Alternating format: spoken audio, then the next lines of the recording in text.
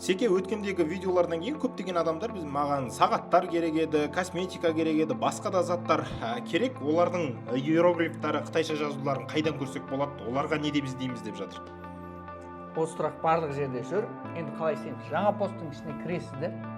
Жаңа посттың ішіне кіргеннен кейін мынау біреу жаңа чатты басасыздар. Мынау әдемі қыз тұр.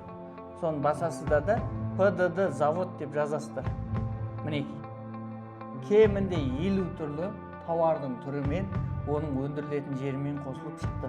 Мысалға, Байгоудың сумкасы, мына жерде жаңағы шалбарлар, кроссовкалар, сырғалар деген сияқты барлығы бар. Соның біреуін сізге керегі қазақшасымен артында тұр. Үстін басасыздағы, көшіріп аласыздардағы Pinduoduo'ға жазып.